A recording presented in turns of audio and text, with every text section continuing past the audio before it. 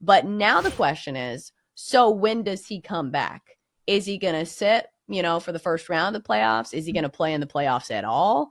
So the speculation will begin. So, Kate, do you feel better about the Bucks' chances in the postseason now that we've heard this, or is it still a wait and see? It's definitely still a wait and see, Chelsea, because I'm no doctor, I'm no expert. I've never had a calf strain, but just Googling how long it takes for them to heal, like grade 1, maybe 8 days, but for elite athletes, Google says up to 16 weeks to return. Ugh. That's not great news.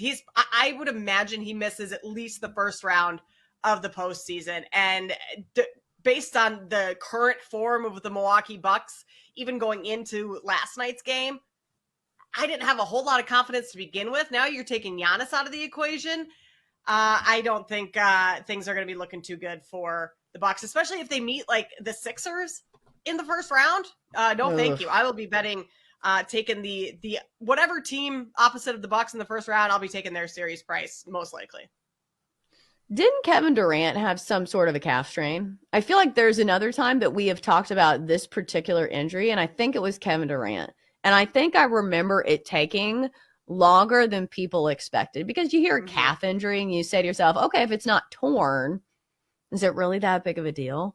But I think he missed like significant time for it. So I think a lot of this will depend on the severity and, a whole lot of other factors that maybe we don't know about yet. But I think you're exactly right when it comes to the Bucks.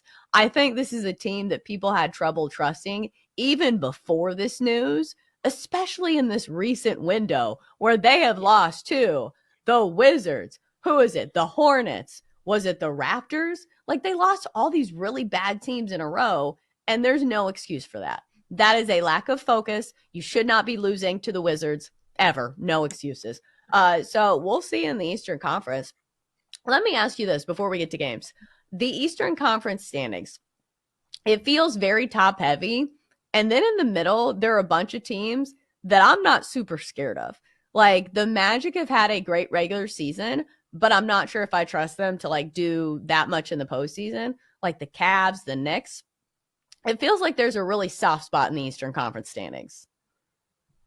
I would agree with you. I'm not sold on the Cavs and I'm not sold on the Pacers. I don't think they're going to be doing anything in the postseason. I'm a little higher on the Orlando Magic than it sounds like you are. Just this is a young team that's hungry for a playoff win. I mean, they have not been in the playoffs in so many years that this is a big deal for them. And their defense, I think that's going to translate into the postseason. As long as they're healthy, they need Wagner back on the floor. And the Knicks, I know no Julius Randle for the rest of the year. He's out. But Jalen Brunson, I mean, he's a bad dude. What did he have last night? 40 some? How efficient he was from the floor, too. The Knicks are a team that I think could make a run, especially if they get paired up, with like the Pacers in the first round. That's how, if the playoffs were to start today, that's how the standings would shake out. I would take them over the Pacers all day. It's just then second round, who do they see? So the Knicks, Magic, yeah, I think they could win a series.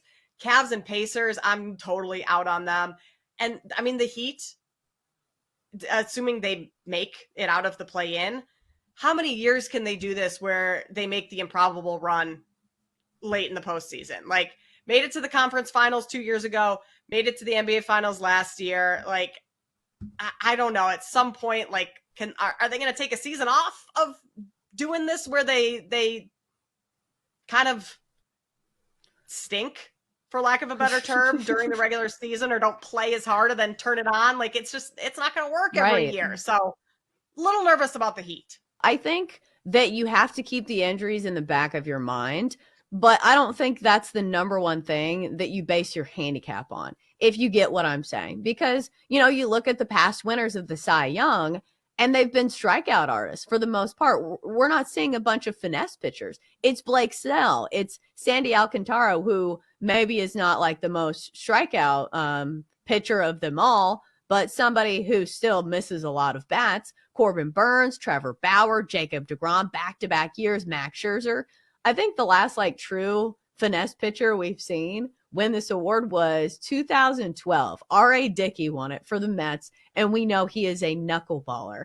But other than that, it's a bunch of guys that maybe don't throw like 100, but it's not like they're throwing 85. These guys have power stuff. So I think the injuries go into it, but I don't know. I think maybe you just lower whatever you're putting on this and know that, because they're guys that probably put money on Spencer Strider to win it. And I wouldn't have talked you off of it just because if it's the sexy stat that's the strikeouts, Spencer Strider, we know, is the best at doing that. And here's why we're talking about it. Because Spencer Strider now out of the race because he is hurt now. We have Garrett Cole, who's on the 60-day IL. He was one of the favorites. So now looking at the Cy Young, it is process of elimination, and some of these guys are out of the market. So in the National League, we still have a lot of big names, though. Zach Wheeler is your favorite, 5-1. Zach Gallen, 7-1. Freddie Peralta, 8-1. And further down the list, we have some more guys. As far as strikeouts go, Tyler Glasnow had a great night last night against the Twins, struck out 14. He's 12-1, also plays for a great team in the Dodgers, which I do think matters. Like, wins aren't necessarily a pure stat for pitchers because obviously the offense goes into it. But I think if there are two pitchers who have similar stats and one's on a team and he racks up all these wins, he probably gets the upper hand. Like, he probably gets the little gentle nudge over the edge there as opposed to somebody who's playing for a bad team. So, Kate, I know you've done some research into this. Is there anything that you found interesting when trying to find some value in the Cy Young market? Well, one thing I will say, Chelsea, just in terms of injuries and how to bet the market with injuries prevalent, that's the entire NFL, right? Like, any given Sunday, someone can go down.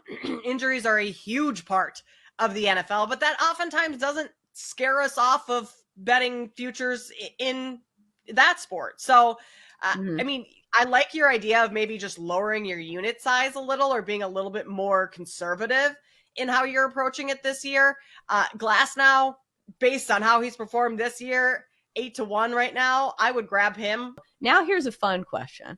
Since we're talking about the Live Tour, I'm going to give you two options because maybe you don't watch the Live Tour. So 2 bets that you can make this weekend is the top Live golfer, or you can bet on the top former winner.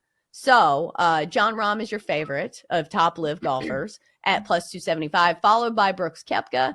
And as far as top former winner goes, Scottie Scheffler is the favorite to win the tournament. So obviously he's the favorite here as well. He is plus 110. So Kate, pick your poison here.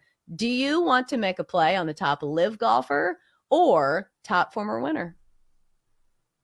I'm going to make a play on top former or top Live golfer, I think.